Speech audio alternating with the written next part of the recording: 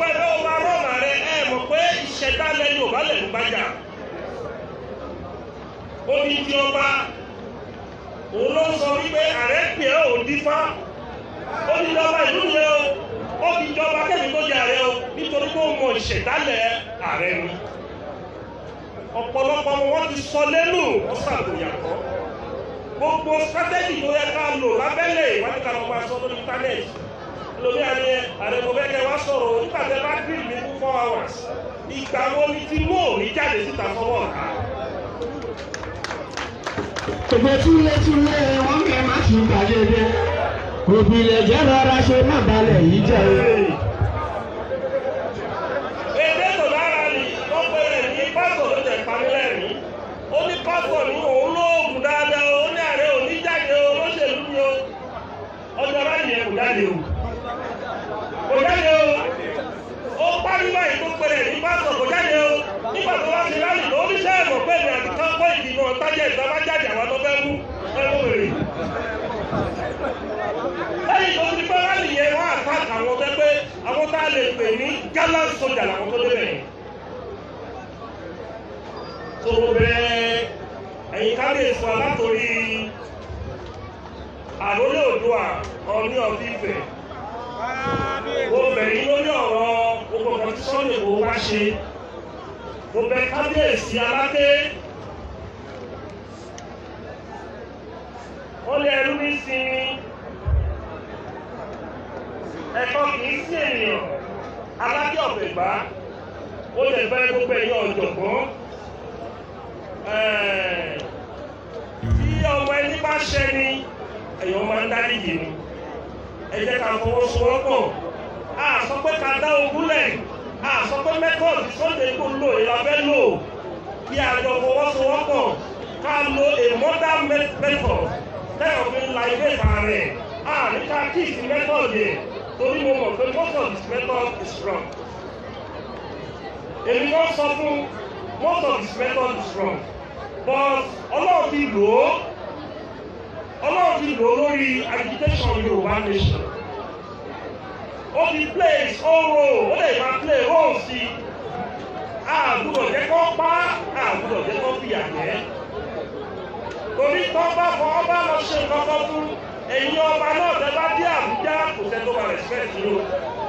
Nígbà tí ẹ bá fi ká ẹyin, nígbà tí ẹ fi ká ẹyin, ajá tó gbó àbí láyọ̀ tó jà fún kí ló máa fi gé ọ̀gá jẹ tó bá wá. Tó mo bẹ̀yẹ̀ ìjọba, àtọ́rí gbogbo ọba tó bá bínú, ẹ fọwọ́ wọnú gẹ́gẹ́ bí Ààrẹ Ọ̀nàkankanfo lẹ́yìn Yorùbá mo bẹ̀yẹ̀ yìí. Tó bá yẹ pé òkú mi rí, tó bá yẹ pé ọ̀sọ̀kọ́tẹ̀ òkú mi rí, mo sọ orílẹ̀ ẹni kò tí ì ṣòwò ẹ̀kú mi rí.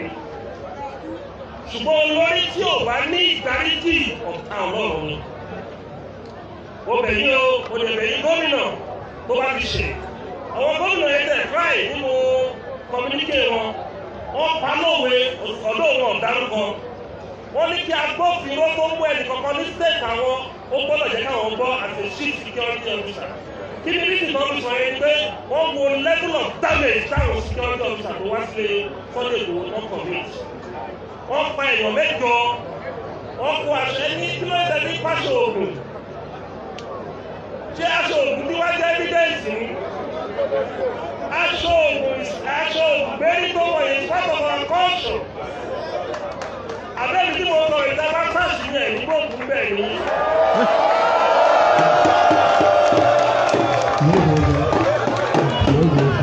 Ẹ wá lọ kọ́ ìbọn, ẹ̀kọ́ ọ̀pọ̀ lẹ́ra wọn ní ìbọn tẹ bá ní ẹ̀. Àwọn ìṣọ́. Àwọn ìṣọ́ pé ilé ẹ̀lẹ́dì gbòògùn ní ìbọn tẹ pàdé yẹn. Ẹ wá lọ gbọ́ pé àwọn kọ́sọ̀mù wá dẹ̀ wọ́n fídíò tó gbàgbọ́ lọ́wọ́ kọ́sọ̀mù ni. Ẹ̀yọ́ ọmọ Yorùbá ẹ jẹ́ ká wẹ́kọ̀ bó. Ẹ gbàgbé ẹ jẹ́ ká gbàgbé ọ̀tẹ̀. Ẹ jẹ́ ká gbàgbé nǹkan tó bá ti ṣẹlẹ̀ sẹ́yìn. Ó ní ìgbàtẹ́mì dìde ní ọ̀gbọ́n, ó ní kọ́lọ́run ṣe lò mí fún Ọbásanjọ́. Tí Ọlọ́run bá lò mí wọn bá Ganilábọ̀ bá impeach Ọbásanjọ́. Ó dẹ̀ ní bí Ọlọ́run ṣe ń lo Sunday Igboho lọ́wọ́ tàwa yìí. Àwọn tá a jẹ́ olórí tá a já bàbá gbọ́dọ̀ báàkì ẹ̀. Iṣẹ́ ló ṣe ń bá ṣe owó òṣèlú dáná.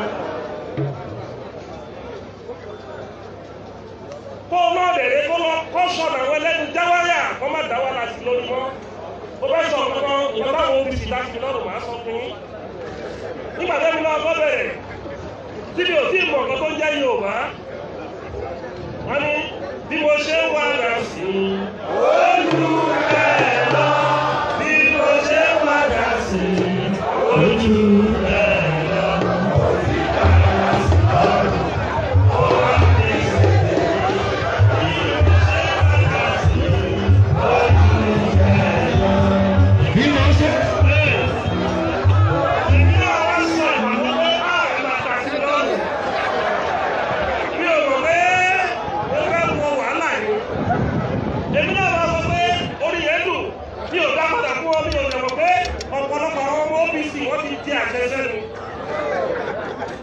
Èmi náà bẹ̀rù jákẹ́ẹ̀tì ní òṣì ọ̀mọ̀lẹ́ gbà yẹn. Nígbà tó máa dá ọ̀rọ̀ sí lọ́rùn ní Ṣómólú. Láì sí bẹ́ẹ̀, láì jẹ́ mẹ́fà Ṣómólú. Èmi náà rí pé ọ̀rọ̀ yẹn ti tèmi lọ. Wọ́n ti lọ kọrin kan. Yorùbá máa ń tìyàn ní o. A ní ọ̀gá wa. Ẹ tú wa sílẹ̀, ọ̀gá wa, ẹ tú wa sílẹ̀. Àwọn olóṣèlú yẹn kó má ṣe ṣírò àwọn ẹgbẹ́ wa, ẹ tú wa sílẹ̀. Àwọn olóṣèlú yẹn kó má ṣe ṣírò àwọn ọ̀gá wa, ẹ tú wa sílẹ̀.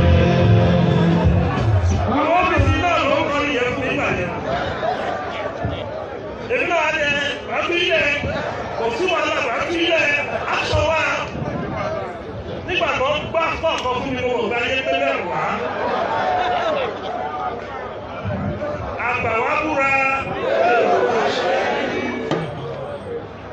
Stage Sunday Igboho ló wà yẹn. Stage David ìbílẹ̀ ní 20 years ago ló ṣẹlẹ̀ sí ilé ọ̀tọ̀ yìí. Gbogbo ẹnikẹ́ni tó lẹ̀ gbàgbọ́dé fún alálẹ̀ Yorùbá dà fún mi. Mo sọ nígbà yẹn àwọn ẹlẹ́nu dáwáyà.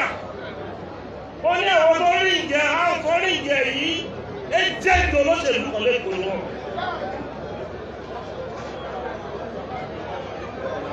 Bàbá wọn sọ kẹ́kẹ́ pé nìkan. Wọ́n náà wò pé òun wá unity àwọn ọmọ ogun. It's better to train your constant soldier. Ju pé wà lọ mú ajagun ta ìbọ̀dé kòlọ̀kò mọ́ra. It's better you train your loyal and constant soldier kó wà lẹ́yìn yẹn ju pé ọ̀gá lọ háyà brave ajagun tó yẹ pé ajagun ta tẹ́lẹ̀ ọ̀dàlẹ̀ ni. Àwọn ọ̀dàlẹ̀ ajagun ta wọ́n ní inflicting loyalties. The highest bidder kò lọ ká lọ. Òwẹ̀sọ̀ fẹ́ yàrá lóyún ẹ ti gbìyànjú o. Ẹ ti gbìyànjú. Ṣùgbọ́n ẹ má kọ́ ọ̀sán méjì sí ìjàgbára yìí mọ́. Ẹ jẹ́ kí àwọn èèyàn gidi kó kí ìtòrí nílẹ̀ Yorùbá. Nínú nǹkan tí àwọn ọba kan bá sọ̀rọ̀ against wa ẹ má bù wọn. Tí àwọn ọ̀jọ̀gbọ́n kan bá sọ̀rọ̀ against ẹ má bù wọn. Ẹ jẹ́ a máa preach gospel wa. Ẹ jẹ́ a máa preach evangelism wa. Kí a tó lè wọ gbogbo àwọn èèyàn ní ọkàn. Ẹ wo kan tí a ṣe ní Yorùbá wọn wọ ìsinsìn. Ẹ wo system táwa gbà. Ní on the 1st of July, 3rd of July, in National Press Club ní Washington, a lè lọ ṣe press conference. Àwọn league gbogbo àgbáyé gbogbo ìtọ́ ti pa àwọn ọmọ Yorùbá àti sọ fún gbogbo àgbáyé sí àdéhùn ìsìnkú dẹ̀ sí different country in the whole world. Lẹ́yìn yẹn, a ti máa ṣe another one in Zoom in July 10. Ọlọ́pàá ló wá bẹ́ẹ̀ wá lórí yẹn pé àní right láti sọ ẹ̀tọ́ wa, àní right láti sọ ọ̀gọ́dá ìṣe fún wa ní burúkú tó wá wọlé lórí. Lẹ́yìn kan kí gbogbo àgbáyé máa bá a jọ jẹ. Ṣùgbọ́n ó fẹ́ lọ sí bọ́dà lẹ́yìn bá ti sí bọ́dà ogun ti bẹ̀rẹ̀ yẹn. Ẹni tó bá ti sí bọ́dà ogun ti bẹ̀rẹ̀ ó ní ìrẹ́jọ ogun náà lọ sí bọ́dà counterproductive. Ó ní ní kò ogun òun kù lẹ́sàn-án mi. counterproductive. Oh, see, Nico, who to defend that only 1,000 police powers here. Tí ọgọ́rùn-ún bá padà, àfẹ́ ìlọ́lò, ó sì kó ra lé ìwọ̀nba ní propaganda máa ń mọ̀ nínú self-determination. So mo bẹ̀rù ọmọ Yorùbá ẹja aráyéra ká sọ̀pọ̀tì ó lè kọ́mẹ́ǹdì Professor Wọlé Ṣóyínká àdúrà bá kan. Adébàbà kan, bàbá rẹ̀ tó bọ̀ ìyọ́mọ. Adébàbà kan, bàbá rẹ̀ tó bọ̀ ìyọ́mọ. Bàbá rẹ̀ tó bọ̀ ìyọ́mọ. Bàbá rẹ̀ tó bọ̀ ìyọ́mọ. Bàbá rẹ̀ tó bọ̀ ìyọ́mọ. Bàbá ṣe ìka Adébàbà kan, bàbá rẹ̀ tó bọ̀ ìyọ́mọ. Adébàbà kan, bàbá rẹ̀ tó bọ̀ ìyọ́mọ. Ọ̀rọ̀ tó sọ bí mo ṣe kọ́kọ́ mo báyìí fọ́ọ̀sì pẹ̀sì wọn akọ́kọ́ ìfowópamọ́ ìjọ ìlú ọ̀sẹ̀lẹ̀ ó bíríf ní gbogbo ọ̀gá tó ṣẹlẹ̀ ó pè kẹ́yìn ó yá statement yá èmi ni mo kọ́ ìlú statement torí mo mọ̀ pé kan tó ń jà fún yẹn ó wà ní ọkọ̀ àyà mi tí mo fẹ́ ọmọdé làwọn fi ṣòfò pẹ̀lú ipò tí mo dé yìí ò lè ṣe gbẹ̀rẹ̀gbẹ̀rẹ̀ bó ṣe ń ṣe yìí ọ̀rọ̀ tí bá sọ ó di gbọ̀rọ̀gbọ̀rọ̀ 10 years long. Because institution tí mo jókòó lé lórí is a strategic institution in the entire Yoruba race. Mo lè gbọ́dọ̀ wà conscious pẹ̀lú bí mo ṣe máa behave kí má wàá disappoint gbogbo institution ilẹ̀ Yorùbá. Mo gbọ́dọ̀ wà conscious pẹ̀lú ipò tó ti exist láti 1530 almost 500 years. Ipò tó ní exist láti bí 500 years. Ààrẹ Anokankanfo was founded in 1530. Bí o gbúdọ̀ disappoint gbogbo lẹ́yìn Yorùbá pé ó ní bí ààrẹ rò bó ṣe ń ṣe. Mo gbọ́dọ̀ fi ọgbọ́n ṣe é, mo gbọ́dọ̀ fi làákàyè ṣe é, mo gbọ́dọ̀ kárí ìyàwó Yorùbá along ọdún òkùnkùn kan gbàjọ́ ìlọ. Torí ìyá ti kárí o.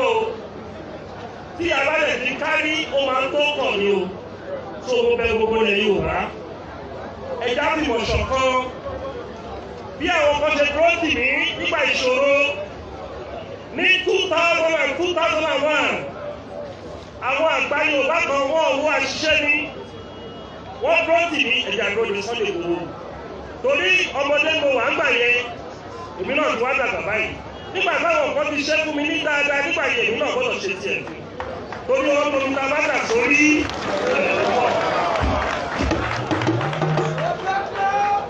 tó mo bẹ̀ yìí ó lè bẹ yín ọ̀dọ́ wa ẹja wà coordinated ẹja strategize òsínà wọn ní Nàìjíríà ló lẹ́yìn tó bá dẹ̀ love Nàìjíríà ó lè ní tó bá dẹ̀ love Nàìjíríà lọ́wọ́ táwa yìí ó lè ní bí ò bá jẹ́ àwọn tó ń kówó yẹ á jẹ́ kọ̀ǹtrátọ̀ àwọn tó ń kówó yẹ bí ò bá jẹ́ kọ̀ǹtrátọ̀ àwọn tó ń kówó yẹ á jẹ́ tó ń fraud fáwọn olè ń jọba.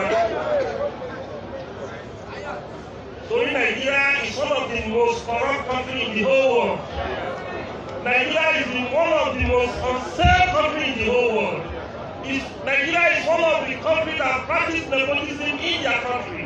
Nigeria is one of the countries that believe injustice in the global village. Nigeria is one of the most damaged image countries in the whole world.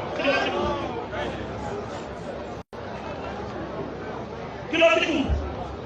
Wọ́n ní sábà ọmọ ọba Amárítà Sákìlá rẹ̀ ní.